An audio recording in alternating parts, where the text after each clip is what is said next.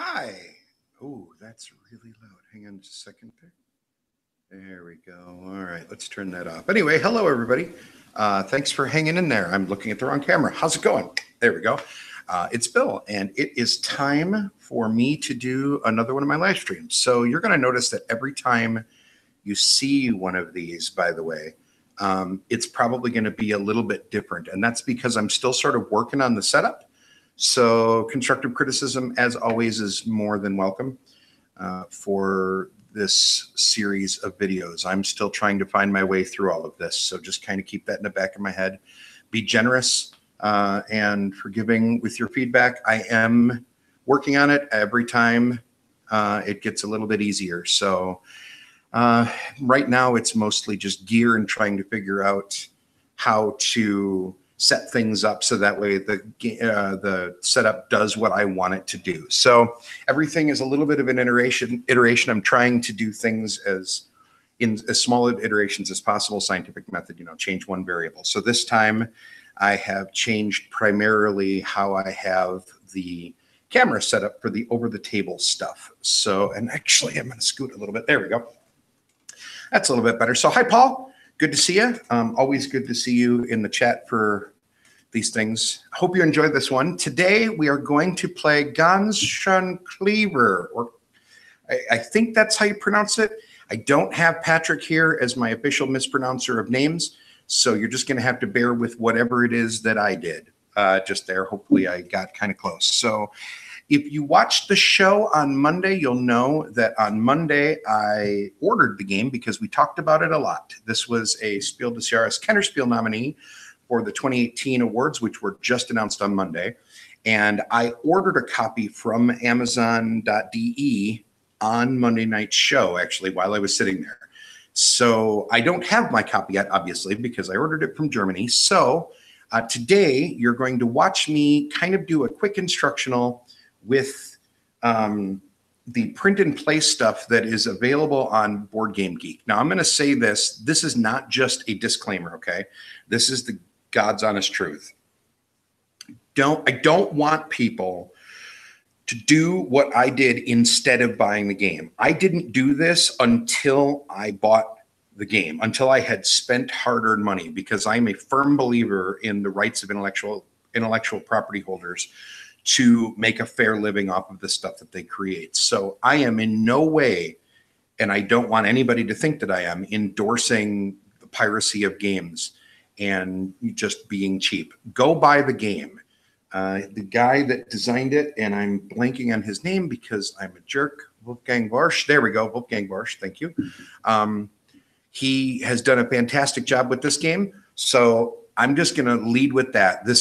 A lot of this comes from my history as a DJ, by the way, because I'm a DJ. I have a sore spot for people that pirate and therefore make the rest of us look bad. So please go buy the game. People that create this stuff, they put a lot of work and time and effort into the play testing and designing of games. So please reward them appropriately. Buy the game. If you like this, what did I spend? I think I spent $16 US with shipping from Amazon in Germany. So look, I get it. Games are expensive, but $16 is not expensive for this game. And when you see how it plays, I think you're going to like it. So I'm really looking forward to it. So the point of this video is to show people why I think the point of this is, number one, because since Monday, I have probably played like 10 games of this solo, and I'm a little bit embarrassed by that. So I wanted to kind of show how the game works and also fix my addiction a little bit. So anyway, think of this as a reason why maybe you might want to go and drop $16 yourself. I believe it's also available from places in the States, but for some reason, Amazon.de was the place that I thought of first. So that's what I bought it from. Anyway, okay, let's go to the over the top table or over the top camera, and we will show you what we've got going here. So what I have here is literally 2 print and plays from the BGG site. If you go to Board Game Geek, in the files section for Ganz Schon, you can find the files for an English translation of the rules, which are 4 pages printed, and you can download this score pad. So this is bigger by a long cry, I think, than what you get in the game. I actually like it bigger. I think that I will probably continue to use these even after my copy gets here, although of course the smaller ones will be better for travel. So let me explain how the game works. This is a roll and write game, in case for some reason you didn't know that. So each person is going to have a sheet in front of them. You'll notice that I'm going to be over here on the left, and Eric, part-time co-host, Eric Buscemi. No, I'm kidding. Eric Buscemi. We're going to play against fake Eric on the right. I've decided that fake Eric is going to be the guy that I pick on every time I do one of these playthroughs and I do a 2-player version. And I feel bad because everybody that does these videos does 2-player versions of things. So just, I know one of these days, and this game I probably could have done more, but I don't want to do that much maintenance, and I want to keep this fairly snappy so people see what's going on. So anyway, everybody's got their play sheet, okay, and I'll point to mine. And on your play sheet, you have a couple of different areas you have to think about. The first thing that you have is the turn tracker. We're going to play a 2-player game, so we'll be playing for 6 rounds. If you were playing 3 players, you'd only play 5 rounds, and if you're playing 4 players, you only play 4 rounds. Okay, so you're going to play somewhere between 4 and 6 rounds. And that's what you're tracking up here. So on every round, at the beginning of the round, you're going to cross off your thing, okay? And then you're going to take whatever is shown below it as your bonus, okay? So in this particular case, I'm going to take a reroll, and that's what that indicates, okay?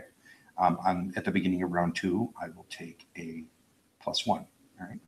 And Eric is going to do the same thing. So Eric marks that it's round 1. And he takes a reroll. Okay. And it's important that everybody gets their bonus at the start of the round, not at the start of their turn. So, hey, Josh, thanks for jumping in.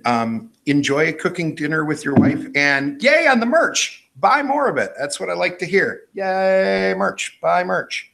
Buy merch. There we go. That's, I can't, my arms don't twist that way. Anyway, good for you, Joshua. I appreciate it. Watch it later. You'll see how the game works. All right. So at the beginning of the round, you're going to do that. And then on the active player's turn. So right now the active player is me. Okay. Oh, and by the way, the dice, just because like I said, I'm cheating and doing the print and play. These dice that I'm using are dice from my copy of Quicks that I have.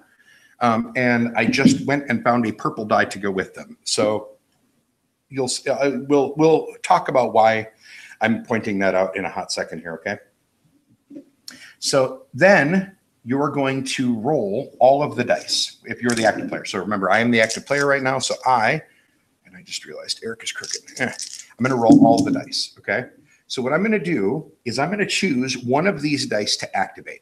Now, whatever die I choose, the color of the die determines what area I'm going to write in. The white die is wild, so that can represent any area. And the other 5 dice correspond to their 5 areas. So if I choose the yellow die, I'll be writing something here. If I choose the blue die, I'll be writing something here. If I choose the red die, I'll be writing in the orange area. It would be an orange die if you own the game. Because I'm using my copy of Quicks, red is orange. Green is up here, and purple is down here. And each area of the sheet has different rules for what determines whether you can write in it, okay? For yellow, it's really simple. The die has to exactly match. So if I use this 4, I could either cross out this space or cross out this space. For blue, I have to use the blue die and the value of the white die, whether the white die is available for me to use or not. And that's an important distinction. When dice get used, they're going to get taken out of the mix, and you'll see how that works in just a hot second. But the blue die always works with the white die. And likewise, if you want to use the white die, remember I said it's wild. If you want to use it as a blue die, you are always going to link it to the blue die. So the blue die and the white die always work together. And that generates a number between 2 and 12, just like any 2d6 roll. And then you cross out the appropriate one. The green die, the die has to equal to or be greater than the value printed inside the box. So for this one, it has to be equal to or greater than a 1, then 2, 3, 4, and 5. So I could use any die to cover up a greater than or equal to 1, but then 1s don't work here, so on and so forth.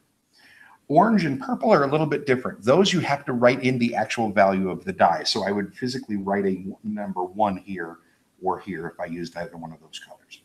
And the reason that that's important, orange, you can write whatever you want. You can always use your orange die to go anywhere. So as long as the orange die is available, you can always write the next thing in here. There's reasons why you will choose specific ones. We'll come back to that. The purple die you can only write in a number that is greater than the previous number in the line. So whatever number I write here first, the next one I write has to be greater than that. The only exception is if you have a 6 written, the next number can be anything. So 6 sort of wraps around, okay? Now, here's the kicker, and this is the part of the game that I think makes it really fascinating. Whichever die is the active player I choose, that die is going to go into one of my action spaces up here. So let's say, for instance, I'm going to choose the green die, okay? Because the only time that a 1 is valuable is, you know, for green is when you're at the start of the row. So I choose the green die and I cross out the number 1. Now, every other die that I had rolled that had a value lower than what I chose would go on to what's called the platter, okay? And I don't have a platter, obviously, because I'm doing a print and play version. So for the purposes of this video, the platter is the white space of the active player. Okay, so this is the platter when it's my turn, and this is going to be the platter when it's Eric's turn, right? So that's just for the purposes of this. In the game, you actually put it on a separate thing that looks like a silver platter, I believe. I know that Brandon Kemp actually has a physical silver like butter dish he uses because he's a weirdo, but you get the idea. So anyway, anything lower than the die that I chose would go onto the platter. There is nothing lower than a 1, so I don't have to worry about it. Then, as active player, I take all the dice that haven't been put on the platter and I roll them again. And now I have another choice. I get to basically make the same choice, all right? So I get to look at one of those dice and I decide which one I want to use. Now, for instance, let's say I wanted to use that purple 6. That's great, but then all of the other dice would go onto the platter, and I have 3 spaces here, so I wouldn't get to take a third action that turn, which would probably be a gigantic bummer. So we probably won't do that. So instead, I'm going to pick something else so that way I have a third action available. So this incentivizes using smaller dice because you don't lock as many dice away from yourself, and more importantly, you don't offer as many dice to the other players. Okay, so in this particular case, I think that I am going to activate the blue 2. Okay, so I'm going to activate the blue 2, and remember, whenever you use blue, it works with yellow. So I add those 2 up, and I get a 4, and I'll cross out that. Okay, and then I take the blue 2, I put it over here to show that that's the action I used, and then I take all dice that have a lower value than that and put them onto the platter. So the 1 goes onto the platter. Now I take my third turn. So I roll again. And now, because this is my third and final turn, I'm not so worried about which one I choose because anything I use is going to go to the platter, or anything I don't use is going to end up at the platter. So it's important to note that you always put 3 dice on the platter, no matter what happens over the span of your turn. It's just a matter of what order you do them in, okay? So now this third one, I could use a yellow 4, I could use a purple 6, or I could use that white 2 as any color. And note that I could use it as blue, and then it would function over here and tag up with that one. So I could theoretically get 2 blue actions in a turn, and you can get 2 of any action. I could use this as green and use this as a number 2 as well. And that's actually really tempting. I think I'm going to do that. So I'm going to use it as green and cross out a greater than or equal to 2. And that's my turn as the active player. And now I take everything else and I put it on the platter. Now, and this is one of the keys to why I really like this game and why it's been so addictive for me, everybody else at the table takes the dice that are on the platter and they get to use one of them for their own needs, whatever it is. So Eric can use the red die down here, the yellow die up here, or the purple die down here, wherever he wants to, okay? And because you can always write after a 6, Eric is going to take the 6 and put it right there. And now that ends my turn. So now I hand all of the dice to Eric, and Eric becomes the active player. And he'll roll the dice. And he looks at this and says, well, those are kind of terrible. He doesn't particularly like any of that. So Eric is, maybe this is unwise, but whatever. Eric is going to use one of his bonuses. He has this reroll bonus. So when you use a reroll bonus, you cross it out. And you must roll all of the dice you just rolled. If you use it on your first roll, obviously that'll be all 6 dice. So there, he's re-rolling again. Wow, look at that. Hokey smokes. That seems like that was a pretty good choice. All right, note that he could not have held on to some dice and re-rolled the rest. If he used it on his second or third action in the round, then he would have only re-rolled the ones that weren't already on the platter, the ones that he had literally just rolled. Those are the only ones that he would re-roll. So now he's going to choose from these. And he is pretty pleased with how that re-roll turned out. That did not suck. So he is going to, I think, use one of the 5s. So he's going to use, I think he wants to use this red 5. Does he want to use the red 5? I'm pulling a Rado. No, he's going to use the 10. So he's going to use the blue 5, and he's going to take a 10 in blue and take that and put that over there. And now he'll re-roll every, oh, I'm sorry, he doesn't re-roll everything else. This goes onto the platter. So he'll put that on his platter because it's the only die that was lower than what he used. Re-roll the rest for a second action. Okay. And for this one, he is going to use that green one. Because green ones are nice to use when you have the chance. Nothing is lower than the 1, so he'll re-roll them all. And this one, he can use any of the 3. It doesn't really matter. He is going to use the, and he's going to use it as a yellow. So he's going to put that one right here. We're going to put that right up there. Okay. So use that as a yellow. And now he puts the other 2 dice on the platter. Oops, that was a 5. And now I look at all the dice that are on the platter, and I decide which one of those 3 do I want to use. Do I want to use the yellow 1, the red 2, or the purple 5? Purple 5 is dangerous because if I put that down, the only thing I can put here is a 6. So that kind of puts a damper on that one. So I'm going to use the yellow 1. All right, so I'm going to put that there, and then that ends the first round of the game. So now it'll be my turn in a hot second. So I'm going to pause here, and I'm going to point out why you care about these things and how each of the sections scores. Because at the end of these 6 rounds, we're going to score up all of the different sections of our board for points. So let me explain quickly why each of these sections, or how each of these sections works, so that way you can understand the prioritization of what you might want to be doing. And for the first round, basically, you just kind of do the thing that seems the most obvious. But on future rounds, you might want to do things more strategically, as you will understand. So let's start with yellow. In the yellow area, at the end of the game, you only score for columns. So any column that you get is worth whatever the points that are shown below it. So these bursts are always your points. So if I fill in this far left column, I'll get 10 points at the end of the game. And let me zoom in on that. I just realized that I should do some more of that so that way you guys can see what it is that I'm doing, since I'm pointing at things on here. And of course, at this moment is when it's going to betray me a little bit, because it always does. There we go. All right, so let's see if that's a little bit better. Does that look all right? Yeah, that looks better. All right, so in this case, in the yellow case, the columns are worth whatever points are printed. So 10, 14, 16, or 20 points for filling in the column. And we'll get back to all these other symbols in a hot second, okay? For blue, you get points for just the number of different boxes that you cross off. So if you cross off all 11 boxes, you can score up to 56 points. And then it is an ascending scale from there. So the first few aren't worth a lot, but then it starts to accelerate as you get closer to the end. For green, it's just how far down the road do you get. You can get up to 66 points if you fill the entire row. And then for orange and purple, you just add up all of the numbers that you write down there, okay? So whatever number you wrote, you'd literally just sum up the entire value of all the numbers in those rows, and those will be your points.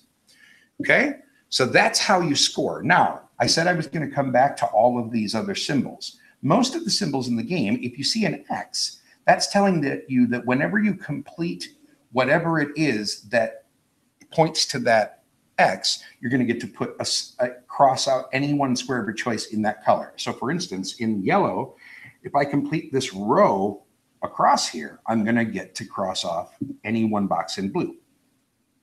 If I complete this row, I'm going to get to write a 4 in the orange area. If I complete this row, I'll get to cross off the next box in green. We'll come back to what the +1s mean in a hot second. This is a 6 anywhere. So when you see these 6s like this, 6 is always an anywhere. This can either go, but because it's a 6, you're only writing it in either the orange area or the purple area, right? Because those are the only places where you write numbers. Here is cross off anything in yellow. Here's write a 5 in orange, so on and so forth. Here's another reroll like we got before. You'll notice these foxes also. Whenever you get a fox, at the end of the game, the value of each fox is how the color area you scored the lowest in. So you look at all 5 of the colors, and that's what this little flowchart is showing you for. You write in all 5 of the colors scoring here. And then whichever one of those is the lowest is your fox value. And then the number of foxes you unlock times this value is the sum you'll put in there. So it'll be all 5 colors, plus basically each fox multiplies your lowest color again and again and again. So theoretically, there's a fox to be unlocked in each of the 5 colors. So you could theoretically earn 6 times the value of your lowest color group, which means that what you're aiming for here, like a lot of these, like a lot of Euro games, I guess I should say, not like a lot of these games, because I'm be 100% honest with you, I'm not the world's biggest roll and write fan. We'll come back to that in a second. But like a lot of games, you're looking for balance. So you kind of want to score all of your colors as balanced as you possibly can. So that's how foxes work. We'll get to the +1s in a hot second. So that's the scoring. This scores for columns. This scores for total count. This scores for how far you get along the way. And these score their base values, whatever it is that you write down. Okay. And now I don't know actually if you can see it, but I realized that I skipped something on accident. So I want to go back and point it out. The orange areas, I remember I just said you write down whatever you roll. I don't know if you can see them here because lighting is not great, but there's a ×2, a ×2, a ×2, and then this space has a ×3. Whenever you write a number there, you don't just write down what the die says, you multiply what the die says by the multiplier in the space. So if this was my roll and I used this 4 and I was writing in this space, I would actually write an 8. So this is a way for you to, so the orange points can get huge if you happen to roll really well and you use a lot of them, which is kind of rad. So, okay, let's start turn 2. So for turn 2, we're going to start here, and I get a +1. And Eric gets a +1. Write that in there. And now I'm the active player, so I'll roll the dice. And I look there and I say, well, a green 1 doesn't do me a lot of good. But the yellow 2 isn't terrible because that works with a row that I'm already working on. Or I could use it with the diagonal in the yellow area to get a +1, which would give me potentially a future action. So let me just, I'll explain the +1s in just a minute here, okay? So I don't really mind either one of those.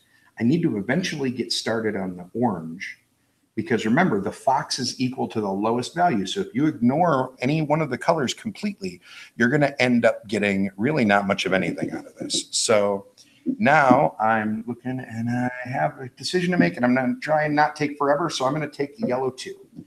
So I'm not playing this competitively, so stop freaking out about it, Bill. So I'm going to take the yellow 2 and I'm going to put it right there. And then everything lower than that, in this case, the green 1 goes to the platter, and I'll roll a second time.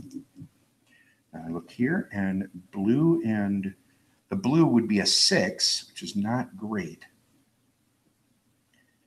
But I think what I'm going to do in this case is I want to show you how blue works because I think blue is one of the colors that's a little bit confusing. So I'm going to take the red 3 and write in the orange area because that's the way that mine works. And the blue will go to there. And now I'm going to roll for the 3rd and final time. And so now I'm rolling, and I want to point out that if I use this as blue, the number will be 8. Even though the blue die is on the platter, whenever I think about blue, I'm always looking at blue and white together. So if I thought about blue here, this would be an 8, which is actually a pretty good roll for me. So I think I'm going to take that. So I'm going to use this 6 as blue and take an 8 right there. And then everything at the end of the 3rd round goes to the platter. And then Eric is going to look at his. Oops. I just realized I am better off just going this way. There we go. So now Eric is going to look at his, and he's going to decide, okay, what is it that I want to do with those 3 dice that are left? There is a 1, and I actually don't like it that way. So we will zoom out a little bit here. There we go. And now we'll just go back to this. And I'll only zoom in when it's my turn because whatever, I'm cooler than Eric. So now Eric looks at those 3 and he says, okay, an 8 isn't great for me because it doesn't help me get to one of those bonuses maybe. So I don't really care about that. The green 1 is useless to me, so maybe I'll take the purple 3. That's not terrible because remember, this is a 6, so I can start over with anything. So he's going to take a purple 3. All right. So now it's Eric's turn. Oh, actually, now we'll stop here. Whenever you want to, you can use one of these +1s to use an extra die, but only during the passive part of the turn. Okay, so whenever you take a plus, and these are called, what are they called in the rule book? They're called extra die actions. Okay, so this is,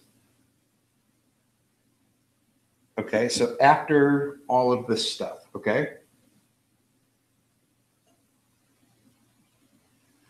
So yeah, sorry, I just was looking something up here because I don't want to actually say this wrong.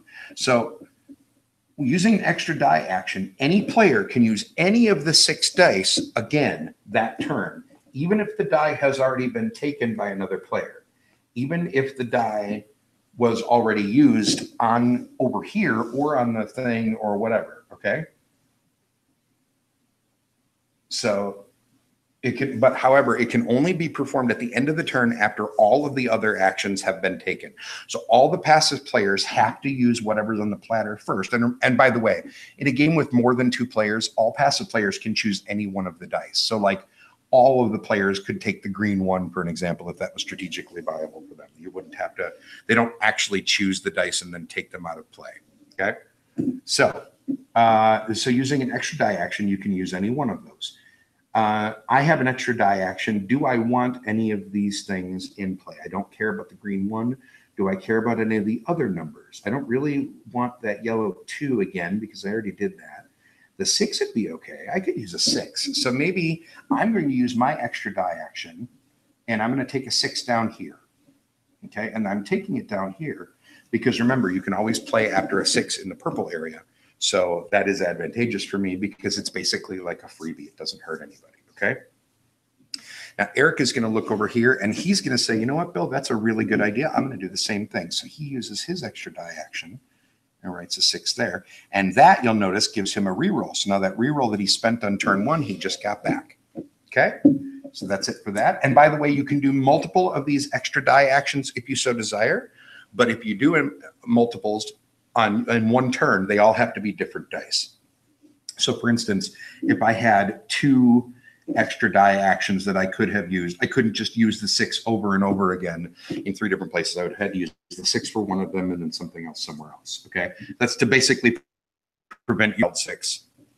I assume it's probably for other reasons besides that, but that's what we'll go with. Okay.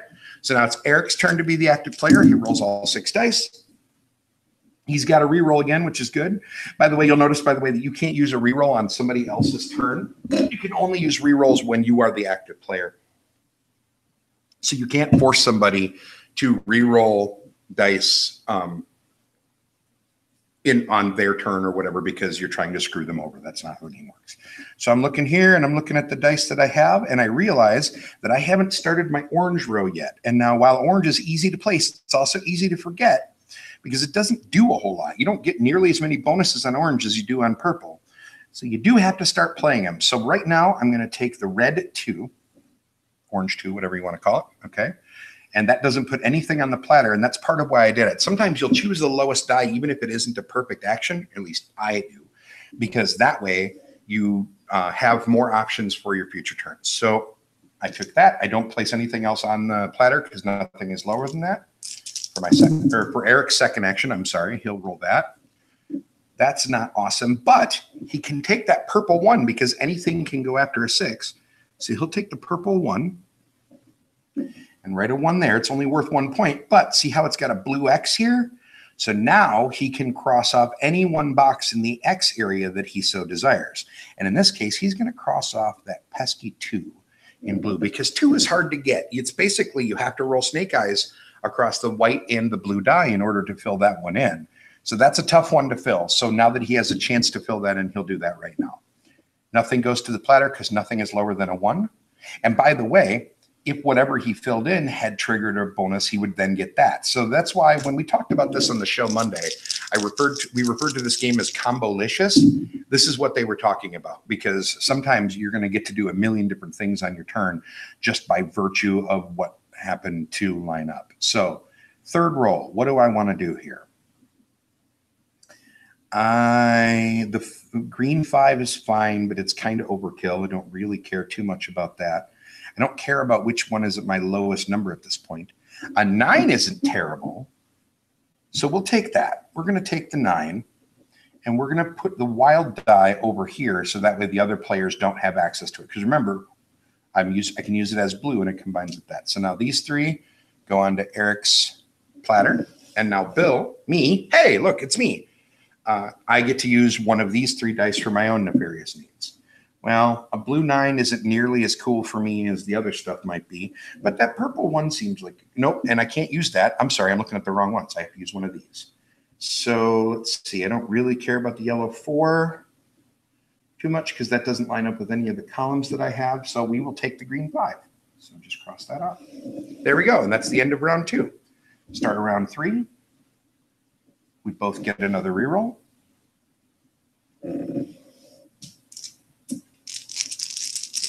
And I start by rolling all the dice. That is a terrible roll, isn't it? It's not a terrible roll, and here's why. So I'm going to limit myself a little bit on actions, but I'm okay with that. So I could use the white 1 as blue, right?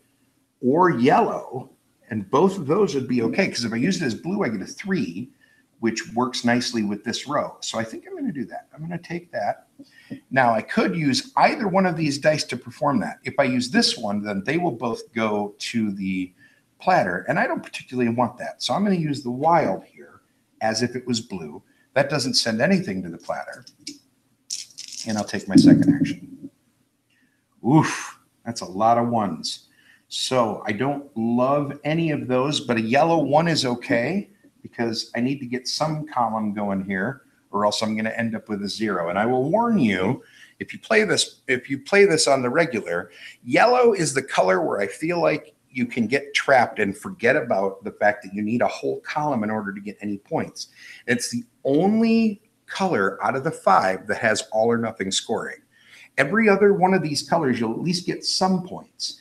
But if you don't complete a column in yellow, you don't get anything, no matter how many X's you draw. So you could theoretically draw like 9 X's over there and never get a single point. So it's important to remember to get at least 1 column figured out in over there, hopefully more like 2 or 3, so that way you don't end up scoring 0 points. Not just because of the points, but because if you score 0 points there, that becomes your lowest color, which means all of your boxes will be worthless. So you really don't want to screw that one up hardcore. So I'm going to take that as my second action. That was a 1, so nothing is lower than that. Nothing goes to the platter. Third roll. Now here, I don't really care. I can use any of them. So it's getting harder and harder to fill in green because it has to be a 4 or better. So that's kind of tempting. The blue would be a 5, which isn't bad because that's this row. So that's not terrible, but 5 are pretty easy to get. Like statistically, the bell curve, 5 isn't a terrible number. So I think I am going to take that green 6 and I'm going to cross that off. And that gives me a +1. That's the other reason I did it, because it gives me a bonus. Okay. And I took that here. And that also takes that 6 off the platter. So it isn't available for Eric to use. Now, Eric doesn't care so much about that one, but he looks here and he says, okay, I have a blue 4, which is actually a blue 5. That's great for me. So he'll take that. He's going to take the blue, which gives him a reroll because he finished that column and the arrow points to that. So he gets another reroll. So now Eric's going for the luck mitigation, I hate dice game strategy, so to speak. All right, now at the end of this, and I'm just going to point this out for the purpose of understanding flow of play. At the end of this, after all of the passive players, this is the active player and the passive player, after all the passive players have chosen dice, that's when we say, does anybody have any extra dice actions they want to use? So I have to look here and see, are there any extra dice actions I want to use? And the answer is yes. I'm going to use my extra dice action to reactivate that green 6. And here's why I did it, because now I can cross that one off too, which sort of resets me. Now I can use any green die again. So sometimes that 5th space can be really challenging to get over in the green track. So sometimes, pardon me, sometimes you might want to burn one of your actions on something that doesn't seem super important, but it gets you over a hump. You might do the same thing down here if you end up getting stuck with a weird number where it's really hard to get up over it. So that's it for the extra actions. We're going to go to Eric's turn. It's Eric's turn to be active player. He's got 3 rerolls, but no extra dice actions. So he's going to look at this and see if there's a really awesome action he can take, and he thinks that that roll is pretty terrible. It's terrible because the yellow 3 isn't great. All of the ones are kind of awful for him. The only one that he can use really, the only one he can use of the ones would be red, which is not good. And he doesn't want to use a 6 because it'll put everything else on the platter. So he's going to burn one of his rerolls, and he's just going to reroll them all. Let's see if he gets something a little bit better. Yikes! Holy cow, that's worse. Astonished. I didn't know he was this bad of a die roller. Well, hang on. This is not the end of the world. He's going to take the yellow 1 because that way nothing goes to the platter, and he does need to fill in at least one column, and he's been slacking a little bit on yellow. So, by the way, ladies and gentlemen, I do have the chat room open. So if you have any questions or if you feel like I've made a mistake, please feel free to point it out and I'll issue a correction. I think I got everything so far. This game is not that complicated. And we'll talk about my final thoughts here in a second. So second roll. Purple 1 is terrible for him. The 2 would use a 5. That's not great. And if he takes the wild 3, he ends up with only 2 dice for that third roll. So he's going to do a reroll right now again. This is why you rack up those rerolls, right? The whole point is to try and find specific things that you want. And he's going to take the green 2 because he needed a 2 or better there. Anyway, it was a perfect roll. And now for the third roll. And there are probably, there's probably better strategy than what I'm doing here. I'm still pretty new to this game. I just really am enjoying it. So I wanted to share it with everybody. So, check 2. Why did you do that? Okay, my display is being janky. Hold on just a second, folks.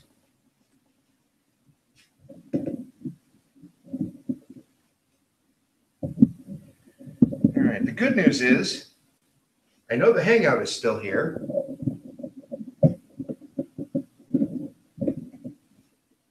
Because I can hear myself, and this is why I have this background. There we go. Okay, good. My tabletop computer, the one that I'm using for to generate the stream and watch the chat room, the display freaked out. Sorry about that. Okay. So I used the green 2. I don't have to put anything on the platter for that. This is the third roll. Yeah, this was the third roll. Sorry. Got distracted there. So a blue 8 isn't great. I don't really care about that. Purple 4 isn't terrible. Purple 4 is good. So he's going to take the purple 4. It's not ideal. No, you know what? He's going to try and balance out a little bit. He's going to take the red 5 because I don't want to hand over that red 5 over there for some reason. Or we're just going to have Eric play bet poorly. I don't know. Eric is smarter than I am, so I don't know why I'm picking on him so bad here. But whatever. I had to write a name down, and I wanted to start with a different letter, and I don't know. Made sense in my head. Leave me alone. All right, so that's the platter. I look over here and I say, okay, do I need an 8? No, so I'm not using blue. Purple 4 isn't awful, but white 4, does a white 4 do me anything good? And the answer is yes. I'm going to use the white 4 as if it was yellow and cross off this one because I'm trying to get this row done so I can get free ticks here. So this is where the combos are starting to play in. So we're going to start with turn 4 now. And Bill is the active player.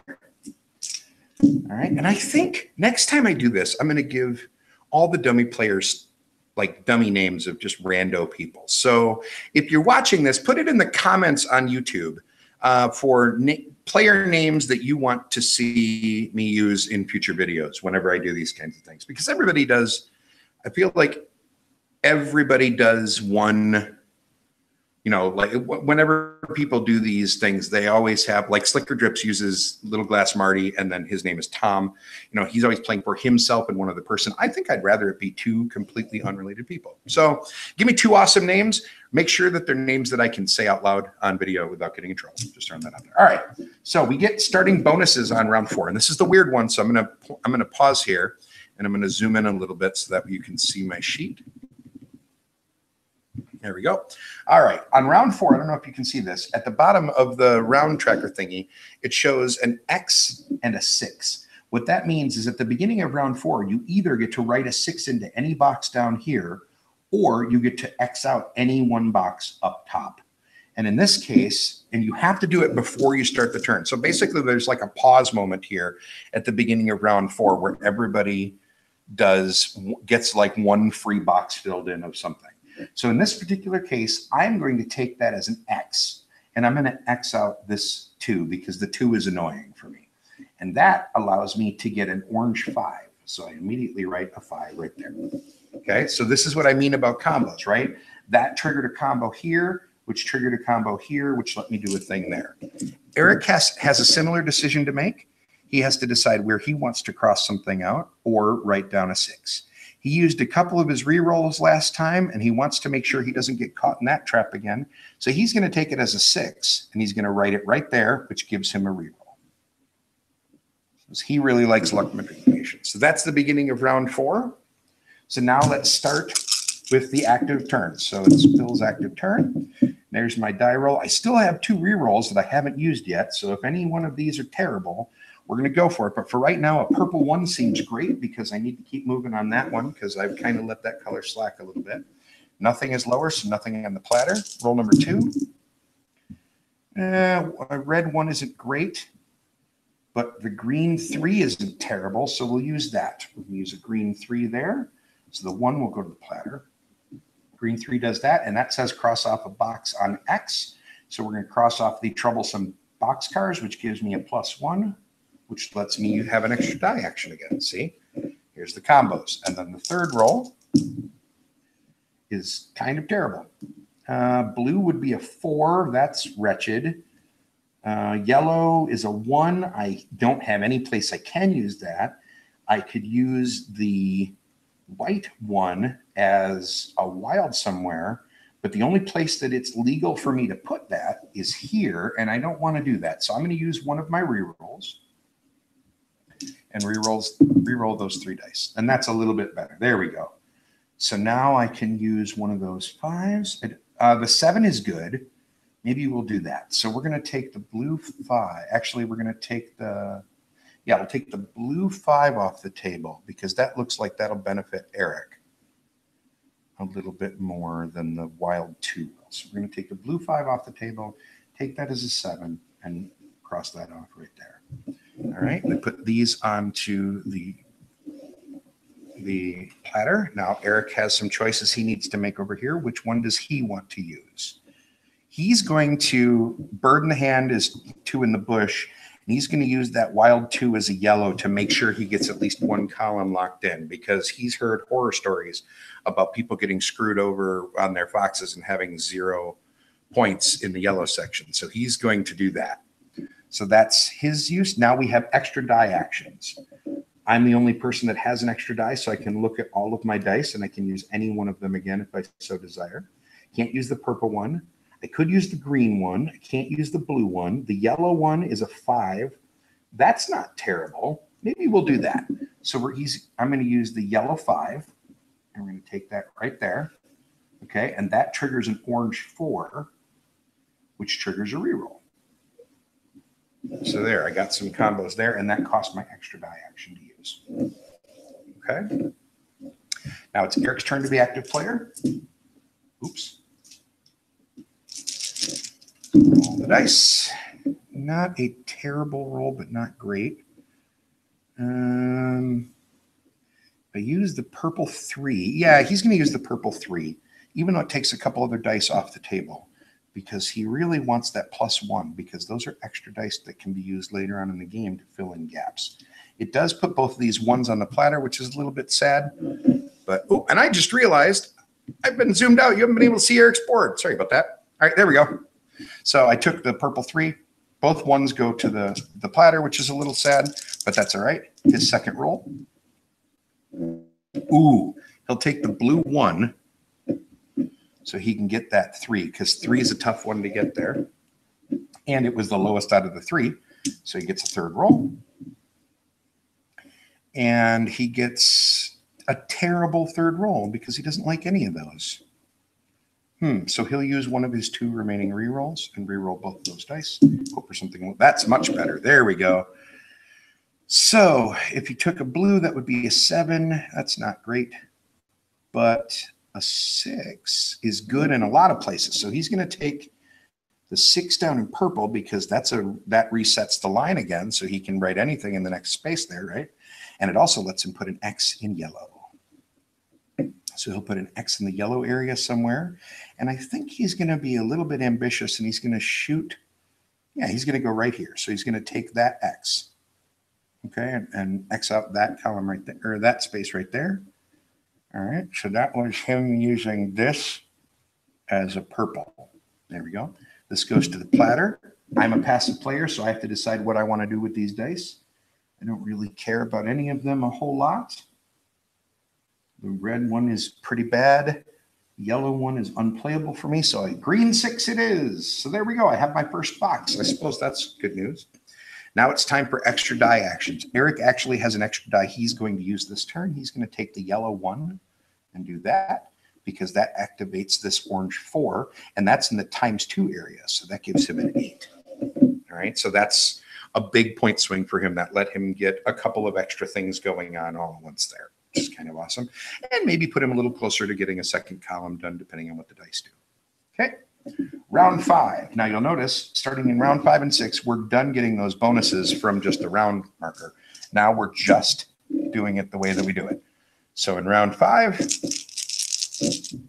I will start the turn, and that's not a terrible roll, actually. It's not great, but it's not terrible. A blue 5 is pretty good for me, so I will take the blue die as a 2, and I'll take this 5 because I'm hoping to get a 6 here, so that way I can get an extra cross on yellow, so I can get a big, if I can get that cross on yellow, or I get a yellow 6 somewhere along the way, I'll get 20 points there. So I'm trying to get that bonus specifically.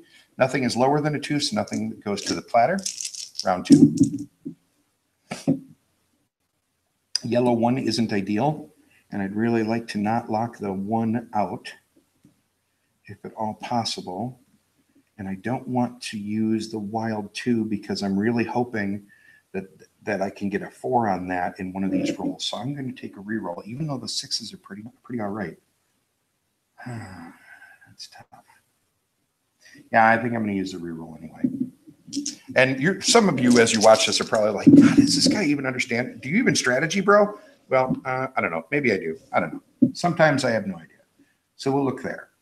This is worse. This is an arguably worse roll. But in this case, I will take the yellow 3, even though it's not great, because I don't want to use my last reroll, and I'll take that. So now I at least have something scoring in that column, which is good, because like I said, been burned on that. So those go to the platter. My third roll, all I get is this. I really want a white 4, please. And I didn't get it. But I do have a wild 2, which I can use here. This won't be terrible. Yeah, this will work. So I'm going to use this as a yellow again. Oh, that's a 2. Let me use that as yellow. I'm going to get that one right there, which gives me a green X, which is a pretty big point swing. And more importantly, if I get this 6 now, if my master plan comes true, I will not only fill this column, but I'll also get this diagonal, which means I'll get an extra die action near the end of the game. So that's what I'm really hoping for here. And I left the platter kind of crappy for Eric. So Eric looks at the platter, says, "Thanks for nothing, Bill, you big jerk." And he will take the purple 1 because it opens up a fox. And he's actually kind of ignored green, so he's going to have to step on the gas in green a little bit here. But he at least wanted to put a nice low number there anyway. So that's that. Eric will start. Oh, and then active die. Nobody has any extra die actions at the moment, so we don't have to do that. Eric starts active turn 5. And Eric looks at that and says, that's all kind of hot garbage. Nothing really there that's super exciting for me. He'd really like a blue 6. That would be good. He doesn't particularly want a blue 5. He can't use blue 5, actually, so the 2 is out for him. If he uses one of the 3s, then the 2 will go away. And he doesn't really want to do that. The yellow isn't. He definitely doesn't want to use a 6 because then he'll lock himself out of the entire round. But that might be the best option here for him. So maybe we'll do this instead. Here, we'll try. We'll swing for the fences a little bit here. So we're gonna. Eric really needs to step on the gas on green. So he's gonna take the wild as a green, which is terrible. but, well, it's not terrible. It's just, maybe it's not ideal. I don't know. I feel like Eric's doing better than I am anyway, so we'll sabotage him a little bit. I'm kidding. I don't know. All right, so that goes to platter because it's the only thing lower. Second roll. Let's see. He's got a green 1 is no good.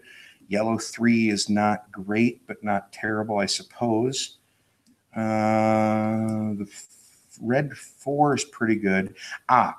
So let's do a combo here. We're gonna take the yellow 3 and take that one, okay? And that puts the 1 on the shelf. And then for the third roll, and the reason I said this is a combo is because there's no way, remember, you can always write this one down, and I happen to roll pretty well.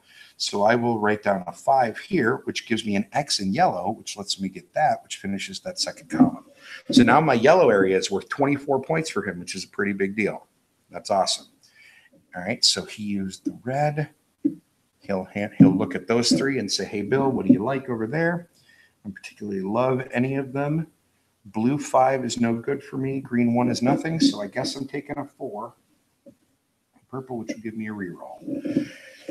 All right, and then extra die actions. Neither one of us have any, so we will start round 6, the 6th and final round of the game. And for the record, I'm sure that if you're watching this, you already have an idea of how the game works by this point. And if you're just joining me, by the way, you're going to want to go back and start at the beginning because I explained all the rules there. But we're in the 6th and final round, and I have these rerolls, so you better use them this turn or else they're dead. All right, so I really want to get a blue 6, which I can't get from that roll. Is terrible. Blue 6 is the thing that Bill is really aiming for here because that is his big combo. So I'm going to try and re-roll the dice right away, even though that's not the worst roll in the world. I just want to start with the most options for this. And that's worse. Great. All right. So, nope, can't use that. We're going to use our last reroll. Probably unwisely, but I'm trying to keep the game moving here. The worst. Damn it. Okay, not the worst. Okay, so now we're going to use the green, or we're going to use the wild 3 as blue. Yeah, we're going to use that as blue.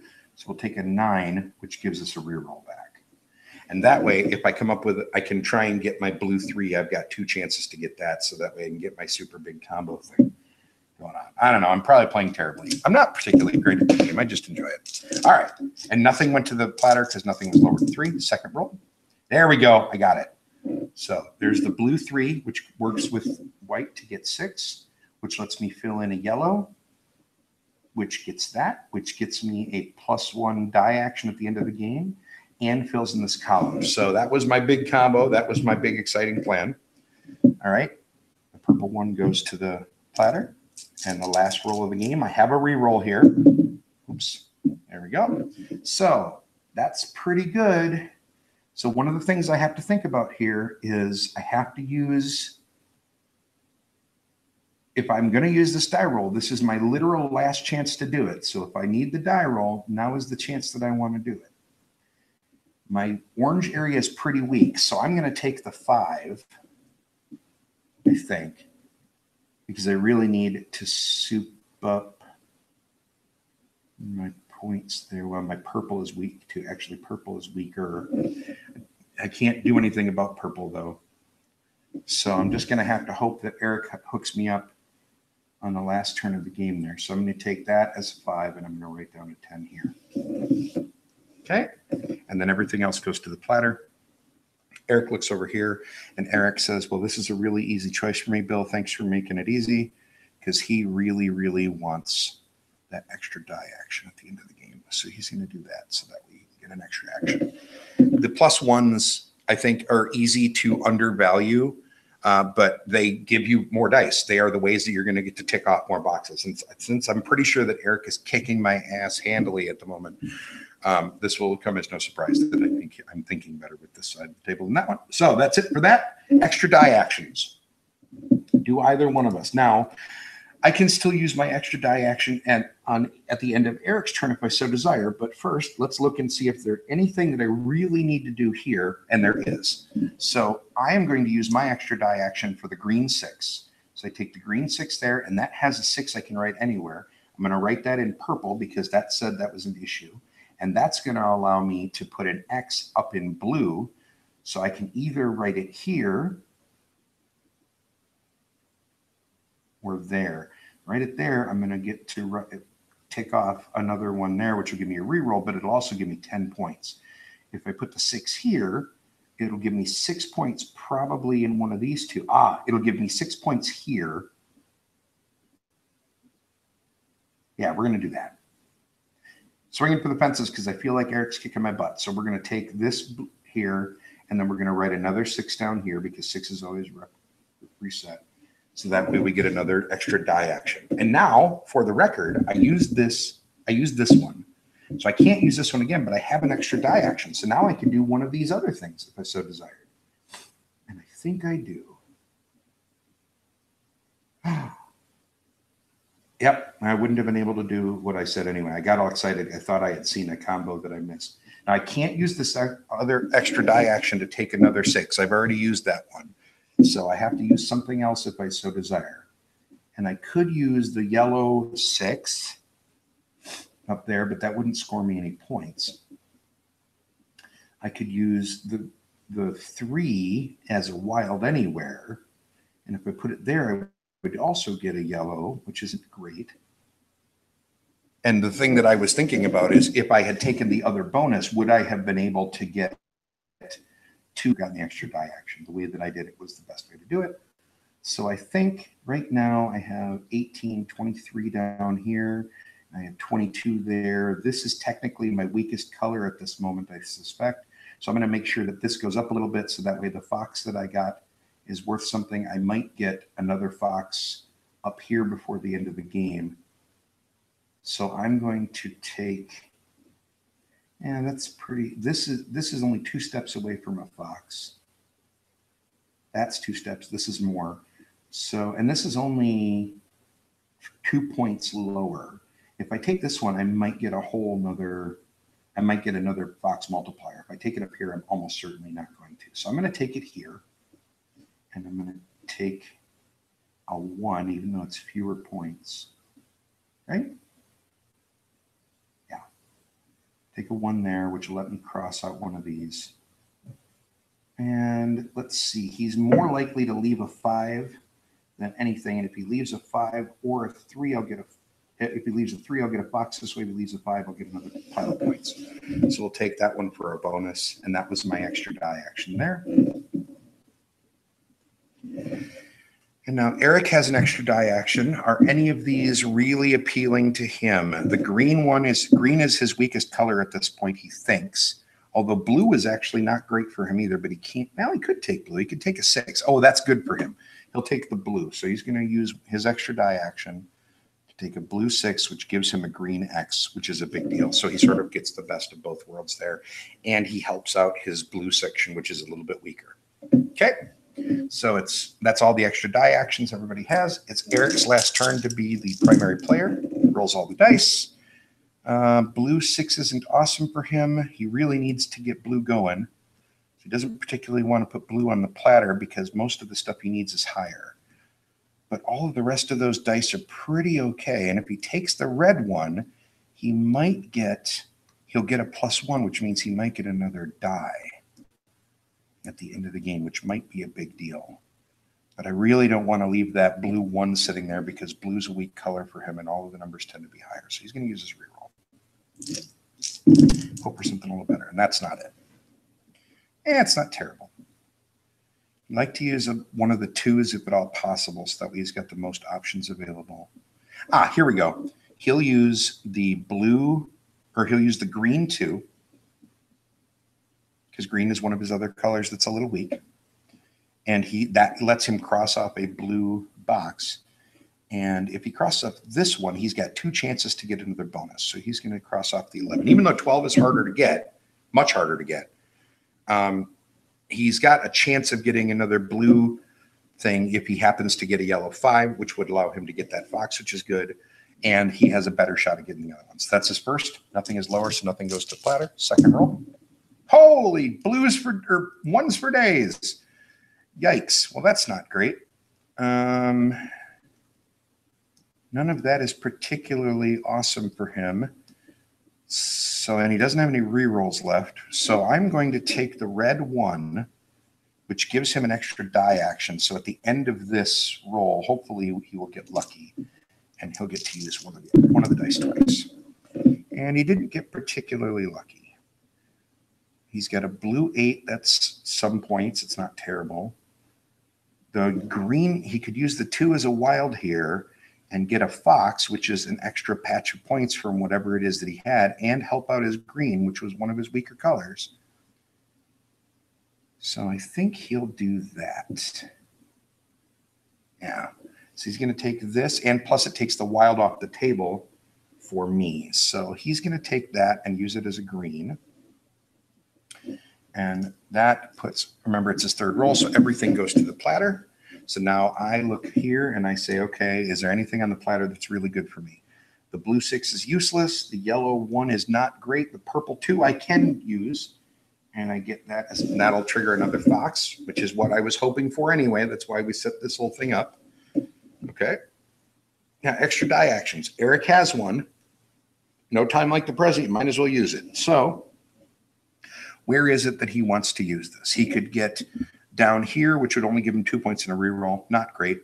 He could get an 8 up here, which is pretty good because it moves him from 7 to 8, which is a 7-point swing. It doesn't get him any bonuses, but it's something. The red die would only give him 2 points. The yellow 1 is useless. I think he's going to take the blue 8. It's not awesome, but it seems to be the best thing he can do. Unless there's something I'm just missing. If I wrote the 2 here, that would be a 4-point swing, but this is still better. So he's going to take this as his extra die action. Okay, so that's all 6 rounds. So now we're just going to score each player's sheet up and see how they do. So we'll start with me because I think I'm the underdog. All right, so we're going to score each section separately. So we'll start with the yellow section. I completed these 2 columns. Now notice I ignore all the bonuses, just looking at scoring here. So I completed this column, missed this one, got this one. So I get those 2 numbers at the bottom, which is a total of 30 points. All right, over here, I got all but one of them. I got 10 of them, which is a whopping 46 points. Pretty good. I was really hoping to get that last one. That would have been awesome. Down here, I got 45 points for green, which is pretty good. Here's where things start to go wrong. Down here, I only have, what is that? 8 plus 4 is 10, 12 plus 10 is 22. That's pretty weak.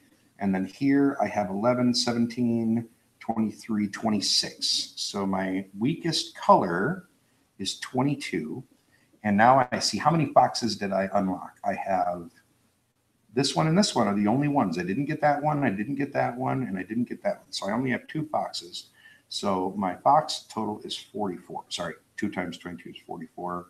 And then you carry that up there, and then you just add up this entire column.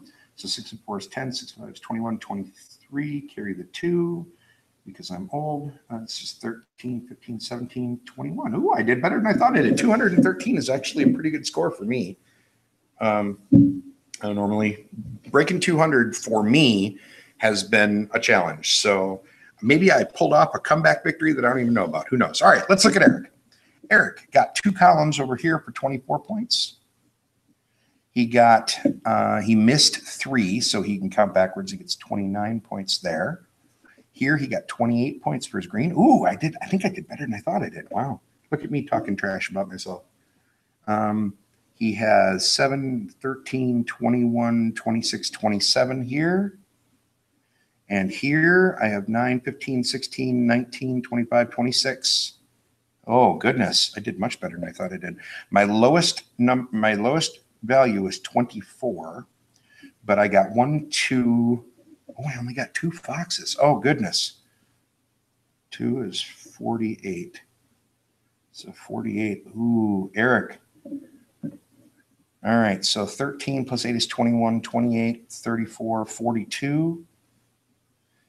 4, that's 180, 182.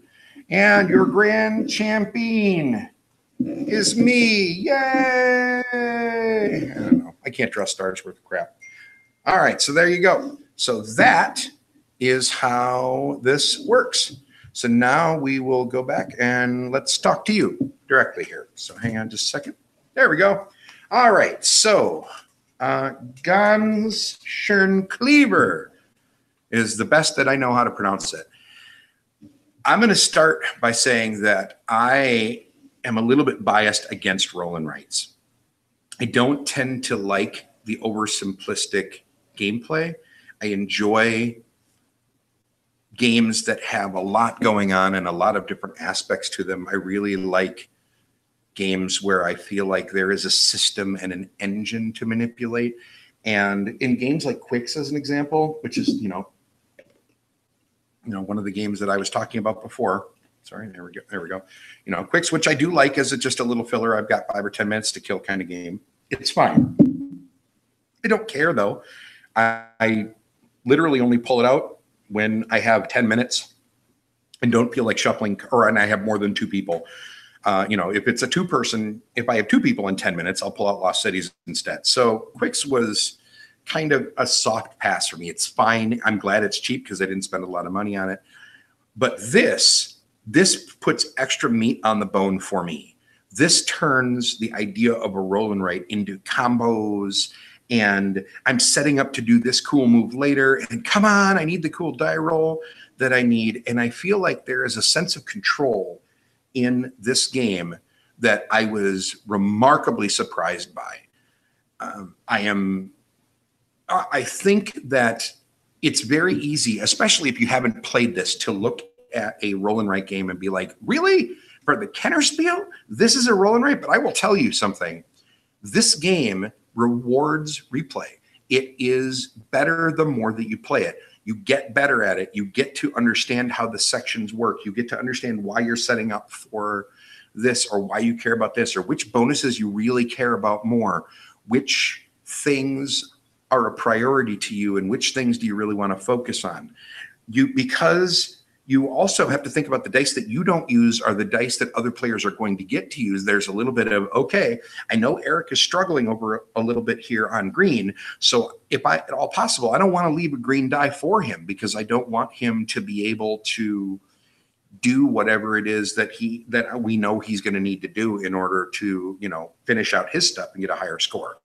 So there's a little bit of the hate drafting thing that you can do in this game, but in general, you're still doing things primarily for your own uses. I think that the die choosing mechanism is brilliant. I really like the way that this game mitigates luck, because you almost always have multiple options after every die roll. There's always a choice of, okay, well, that die didn't do what I want, but I have other things that I can do on my turn. And because the red die is always usable, you have that as a relief valve, right? Like, even if you roll really crappy, as you know, you can use that red die to kind of bail yourself out. And you can stack up those rerolls like we did in this game, where you wait until later in the game and you really need this one thing to just nail this combo and nail the sucker to the wall and take it home. I think it's really smart. I think that, oh, and by the way, when you play solo, which is how I have played it the majority, the solo is just a point chase, which is fine. But one of the things that I like is that they give you a chart that tells you what a really good score is. I love that. Please, please, please, if you are going to do a point chase solo game, publishers and designers of the world, hear my voice. If you want to do a point chase style solo game where there is no enemy to defeat, there is no AI working against you, there is just the game. So I'm looking at all of the farming games in the world that Ube has made. I'm probably using hyperbole for effect here, whatever. Please, with all of your playtesting, I would assume you by the publication point have a fair idea of what a good score is. Tell us what that good score is and say, hey, you're probably shooting for somewhere around here. Give us an idea on what that is. I don't mind point chase games as long as I have some sense of scale. But if I play a game, and I learn a lot of games solo because that's a good way to work your way through all the rules. If I don't have an idea, on what a good score is, then that learning process is somewhat hampered by the fact that I don't have there's no bar for me to get over. So I love that this includes that. Now, again, everything I'm working with is the print and play from the files that are available on BGG. Please, please, please, if you want to try this game, go for it, but buy the game.